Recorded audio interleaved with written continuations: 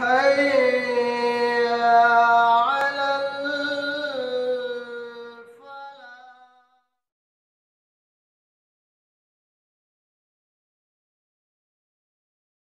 الحمد لله رب العالمين والصلاة والسلام على رسوله الكريم وبعد. أعوذ بالله السميع العليم من الشيطان اللعين الرجيم من همزه ونفثه ونفخه. بسم الله الرحمن الرحيم. يا أيها الناس اعبدوا ربكم الذي خلقكم والذين من قبلكم لعلكم تتقون الذي جعل لكم الأرض فراشا والسماء بناء وأنزل من السماء ماء فأخرج به من الثمرات رزقا لكم ولا تجعلوا لله أندادا وأنتم تعلمون وإن كنتم في ريب مما نزلنا على عبدنا فأتوا بسورة من مثله وادعوا شهداءكم من دون الله إن كنتم صادقين. سورہ بقرہ کی ابتدائی دو رکوعوں کے اندر جیسا کہ ہم نے دیکھا اللہ رب العالمین نے انسانوں کے 3 گروہوں کا تذکرہ بیان فرمایا. سب سے پہلے اللہ نے مومنوں کا تذکرہ، مومنوں کے گروہ، ان کی صفات کے بارے میں بتایا. پھر کفار اور مشرکین کا اللہ نے تذکرہ کیا. اس کے بعد تیسرا انسان کا یہ گروہ جس کا تذکرہ تفصیل کے ساتھ اللہ رب العالمین نے مختلف آیات کے اندر بیان کیا، وہ منافقین کا گروہ ہے. 3 گروہوں کے تذکروں کے بعد اللہ رب العالمین نے عام انسانوں سے خطاب کیا اور کہا کہ یا ایھا الناس اعبدوا ربکم الذی خلقکم والذین من قبلکم لعلکم تتقون. کہا کہ اے لوگو، تم اپنے رب کی ہی عبادت کرو کہ جس نے تم کو اور تم سے پہلے لوگوں کو پیدا کیا تاکہ تم بچ سکو. اللہ تعالیٰ نے انسانوں سے خطاب کرتے ہوئے کہا کہ انسانوں کے لیے یہ ضروری ہے، یہ چاہیے کہ انسان اپنے رب کی، اپنے پروردگار کی اور اپنے خالق کی ہی عبادت کرے. اللہ نے یہاں پر اپنی تخلیق کا حوالہ دیا انسانوں کو کہ اللہ تعالیٰ نے تم کو بھی پیدا کیا اور تم سے پہلے جتنے لوگ، جتنی چیزیں، جتنے انسان گزرے ہیں ان کو بھی اللہ تعالیٰ ہی نے پیدا کیا. اب انسانوں پر یہ فرض ہے کہ انسان اسی معبود کی عبادت کرے، اسی کو اپنا رب جانے کہ جس نے انسانوں کی تخلیق کی، انسانوں کو پیدا کیا. یہ اللہ رب العالمین نے بار بار اپنی تخلیق کا حوالہ دے کر انسان کو اپنی عبادت کی طرف دعوت دی. اس سے یہ بات معلوم ہوئی کہ اللہ رب العالمین ہمارا انسانوں کا پیدا کرنے والا اور انسانوں کا خالق ہے. اللہ نے کہا کہ لعلکم تتقون، یہی انسان کی نجات کے لیے ضروری ہے. یعنی انسان کی نجات، انسان کا بچاؤ اسی میں ہے کہ انسان اپنے خالق، اپنے پروردگار کی عبادت کرے. اس سے اللہ تعالیٰ نے انسانوں کو اپنی عبادت کی طرف اللہ تعالیٰ نے انسانوں کو دعوت دی. اس کے بعد اللہ نے کہا کہ الذی جعل لکم الارض فراشا والسماء بناء وانزل من السماء ماء فاخرج به من الثمرات رزقا لكم. اللہ نے اپنا مزید تعارف کرایا انسانوں کو، کہا کہ وہ رب، وہ پروردگار کہ جس نے تمہارے لیے زمین کو بچھونا بنایا اور آسمان کو چھت بنایا، اور آسمان سے اللہ تعالیٰ نے پانی کو نازل کیا کہ جس سے اللہ نے غلہ اگایا اور پھل اگائے جو تمہارے لیے غذا ہے، تمہارا رزق ہے. پھر اللہ نے کہا کہ فَلَا تَجْعَلُوا لِلَّهِ أَنْدَادًا وَأَنْتُمْ تَعْلَمُونَ، جانتے بوجھتے اللہ تعالیٰ کے لیے کسی کو اللہ کا شریک نہ بناؤ. اللہ تعالیٰ نے مزید اپنا تعارف دیا اس کے اندر کہ یہ رب العالمین ایسا نہیں کہ صرف تم کو پیدا کرنے والا ہے، تم کو تخلیق کرنے والا ہے تمہاری، بلکہ یہی وہ رب العالمین ہے کہ جس نے تمہارے لیے زمین کو مسطح بنایا، زمین کو ہموار اللہ نے کیا تاکہ تم زمین کے اندر آسانی کے ساتھ رہ سکو، بس سکو. پھر اللہ تعالیٰ نے آسمان بھی تمہارے لیے بنایا کہ جو تمہارے لیے چھت کا کام دیتا ہے. پھر اللہ نے کہا کہ اتنا کرنے کے بعد اللہ نے انسانوں کی غذا کا اور انسانوں کے رزق کا بھی انتظام کر دیا. صرف انسان ہی نہیں ہے بلکہ زمین و آسمان کے درمیان جتنی مخلوقات رہتی ہیں بستی ہیں، اللہ تعالیٰ نے ہر مخلوق کے رزق کا بھی انتظام فرمایا۔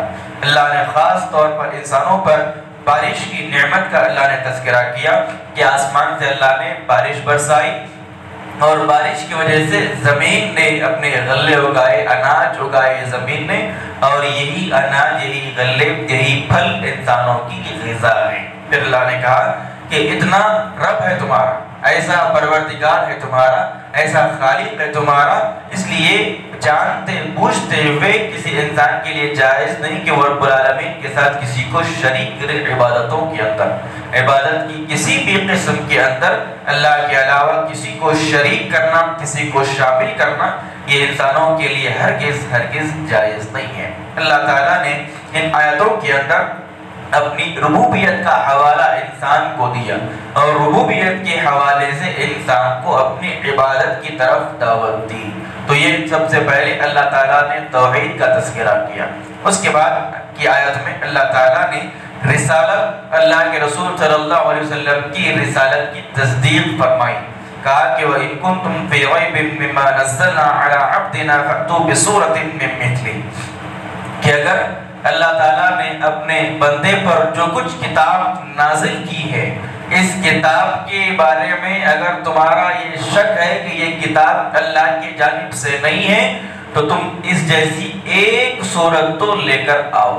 اگر تمہارے دلوں کے اندر یہ شک ہے کہ یہ قرآن مجید جو اللہ تعالیٰ نے اللہ کے رسول صلی اللہ علیہ وسلم پر نازل فرمایا ہے، اس کتاب کے بارے میں اگر تمہارے دلوں کے اندر یہ شک ہے یہ کتاب اللہ کے رسول صلی اللہ علیہ وسلم نے نعوذ باللہ اپنی جانب سے بنا کر انسانوں کے سامنے پیش کی، اگر یہ شک تمہارے دل میں ہے تو تم بھی اس جیسی ایک صورت ہی بنا کر اللہ انسانوں کے سامنے رکھ دو، پیش کر دو۔ پھر اللہ نے ایک اور چیلنج دیا کو مکے کے کفار اور مشرکین کو، کہا کہ وَادْعُوا شُهَدَاءَكُم مِّن دُونِ اللَّهِ إِن كُنتُمْ صَادِقِينَ، اور اس معاملے میں یعنی اللہ کے کلام کی طرح ایک کلام کو پیش کرنے کے معاملے میں یا ایک صورت کو بنانے کے معاملے میں تم اللہ کے علاوہ اپنے جتنے مددگار دنیا کے اندر جمع کر سکتے ہو جمع کر لو۔ اللہ کے علاوہ جتنے مددگار قرآن کو بنانے کے لیے جتنے مددگار تم جمع کر سکتے ہو جمع کر لو، لیکن اس جیسی ایک صورت تو بنا کر پیش کرو۔ اس آیت کے اندر اللہ رب العالمین نے مکے کے کفار اور مشرکین کے لیے اور قیامت تک آنے والے تمام کفار اور مشرکین کے لیے قرآن کے بارے میں ایک عظیم چیلنج کیا، اور قرآن کی منزل من اللہ ہونے کی ضمانت اور گارنٹی دی، اور اللہ کے کلام کی ضمانت کے ساتھ ساتھ اللہ رب العالمین نے اپنے نبی صلی اللہ علیہ وسلم کی صداقت اور آپ کی سچائی کی گواہی بھی دی۔ یعنی اللہ کے رسول صلی اللہ علیہ وسلم اللہ کے سچے پکے رسول ہیں کہ جن کی طرف اللہ نے اپنے جانب سے کتاب مقدس قرآن مجید کو نازل کیا۔ یہ چیلنج ہمیشہ سے قرآن مجید کے بارے میں رہا ہے اور قیامت تک ہمیشہ یہ چیلنج باقی رہے گا۔ صاف طور پر اللہ تعالیٰ نے کفار و مشرکین کو اس بات کی دعوت دی کہ اگر تمہارے دلوں کے اندر قرآن کے معاملے میں شک ہے تو تم دنیا کے اندر جس کسی کو چاہے اپنا مددگار بنا لو، جس کسی کی مدد لینا چاہو لے لو، لیکن اس جیسی ایک صورت تو بنا کر پیش کر دو۔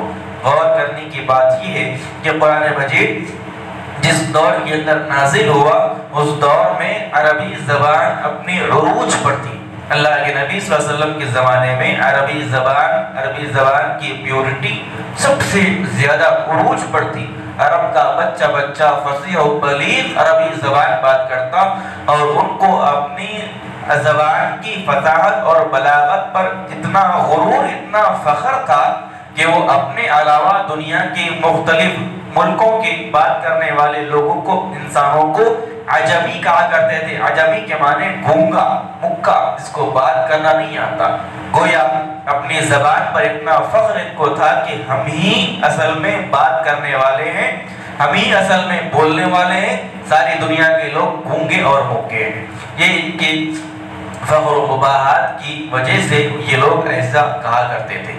تو ایسے ماحول کے اندر جہاں پر عربی ادب، عربی فصاحت اور بلاغت اپنے عروج پر تھی، ایسے ماحول میں اللہ رب العالمین نے ان کو چیلنج کیا کہ اس طریقے کی ایک صورت تو بنا کر پیش کر دو۔ اس کے بعد اللہ رب العالمین نے خود ان کے چیلنج کی پول کھول دی اور کہا کہ فَإِن لَمْ تَفْعَلُوا وَلَن تَفْعَلُوا فَاتَّقُوا النَّارَ الَّتِي وَقُودُهَا النَّاسُ وَالْحِجَارَةُ أُعِدَّتْ لِلْكَافِرِينَ۔ اللہ نے کہا کہ اگر تم لوگ یہ چیلنج پورا نہ کر سکے، فَإِن لَمْ تَفْعَلُوا، اگر تم اس جیسی ایک صورت بنا کر پیش نہ کر سکے، پھر اللہ نے کہا کہ وَلَن تَفْعَلُوا، اور ہرگز تم اس جیسی ایک بھی صورت بنا کر پیش نہیں کر سکتے۔ اللہ نے چیلنج دیا پچھلی آیت کے اندر، پھر اگلی آیت کے اندر خود اس کا جواب دیا کہ فَلَن تَفْعَلُوا، قیامت تک کوئی بھی کافر اور مشرک قرآن کی طرح کوئی ایک کلام یا ایک صورت یا ایک آیت بنا کر ہرگز پیش نہیں کر سکتا۔ اللہ نے فَلَن تَفْعَلُوا کہا کہ ہرگز، تاکید کے ساتھ اللہ تعالیٰ نے اس کا جواب دیا کہ ہرگز قرآن کے مطابق، قرآن کے مثل اور قرآن کے مشابہ کوئی کلام بنا کر پیش نہیں کیا جا سکتا۔ پھر اللہ نے کہا کہ فَاتَّقُوا النَّارَ الَّتِي وَقُودُهَا النَّاسُ وَالْحِجَارَةُ، اگر تم قرآن کی طرح کوئی کلام پیش نہیں کر سکتے تو تمہیں اللہ رب العالمین کی آگ سے، جہنم کی آگ سے تم کو ڈرنا چاہیے کہ جس آگ کا ایندھن انسان اور پتھر ہیں، یعنی جہنم کی آگ کہ جس کا ایندھن انسان اور پتھر ہیں، پتھروں کو اور انسانوں کو اللہ تعالیٰ جہنم کے اندر جلائے گا، اس میں ڈالے گا، اور یہی انسان اور پتھر جہنم کا ایندھن بنیں گے۔ پھر اللہ نے کہا کہ اعدت للکافرین، یہ جو جہنم ہے، جہنم کی آگ ہے، کافروں کے لیے تیار کی گئی ہے۔ اللہ نے کہا کہ جہنم کا ایندھن انسان اور پتھر ہوں گے۔ انسان، اس سے تو واضح ہے کہ کافر اور مشرک جو ہے وہ جہنم کا ایندھن بنتا رہے گا، اور مشرک جو ہے وہ ہمیشہ مخلد فی النار، ہمیشہ جہنم کی آگ کے اندر جلتا رہے گا۔ اللہ نے کہا کہ والحجارہ، پتھر بھی جہنم کا ایندھن ہوں گے۔ بعض مفسرین نے لکھا کہ پتھر سے مراد یہ گندھک کا پتھر، یعنی چونے کا پتھر جس کو کہا جاتا ہے، یہ پتھر جہنم کے اندر جلایا جائے گا۔ بعض مفسرین نے لکھا کہ پتھر سے مراد وہ پتھر ہے کہ جس کی دنیا کے اندر پوجا کی جاتی تھی، وہ پتھر کی مورتیاں، وہ پتھر کے اسٹیچو کہ جس کی دنیا کے اندر لوگ پوجا کرتے تھے، جس کی عبادت کرتے تھے، اللہ تعالیٰ ان کو حقیر، ان کو ذلیل کرنے کے لیے قیامت کے دن جہنم کی آگ کے اندر ان معبودوں کو، ان پتھروں کو جلائے گا۔ پھر اللہ نے کہا کہ اعدت للکافرین، یہ جہنم جو ہے کافروں کے لیے تیار کی گئی ہے۔ اس آیت سے یہ بات معلوم ہوئی کہ جہنم جو ہے، جنت اور جہنم کا وجود ہے، آج بھی ابھی بھی جہنم اور جنت کا وجود ہے۔ بعض مسلمانوں کے اندر بعض گمراہ فرقوں نے اس بات کا انکار کیا کہ جنت اور جہنم ابھی موجود نہیں ہے، لیکن قرآن کی اس جیسی بے شمار آیتیں اس بات کی دلالت کرتی ہیں کہ جہنم کا اور جنت کا فزیکلی، یعنی جسمانی طور پر دنیا کے اندر اللہ رب العالمین کے پاس اس کا وجود ہے۔ اللہ تعالیٰ نے جنتوں کو تیار کر کے رکھا ہے، اسی طریقے سے جہنم کو اور جہنم کی آگ کو بھی اللہ نے تیار کر رکھا ہے۔ تو یہ اللہ رب العالمین نے قرآن کے بارے میں چیلنج بھی کیا، اور اس کا جواب بھی خود اللہ تعالیٰ نے دیا کہ اس جیسا کوئی کلام انسان بنا کر پیش نہیں کر سکتا، کیونکہ یہ اللہ رب العالمین کا، خالق کا اور خدا واحد کا کلام ہے کہ جس کے اندر انسانوں کی ہدایت کی باتیں اللہ نے بیان کی ہیں۔ رب العالمین سے دعا ہے اللہ تعالیٰ ہم تمام کو قرآن مجید کی آیات کو پڑھنے، سیکھنے، سمجھنے، اس پر غور و فکر کی توفیق عطا فرمائے، آمین۔ سبحانک اللہم و بحمدک، اشہد ان لا الہ الا انت، استغفرک و اتوب الیک۔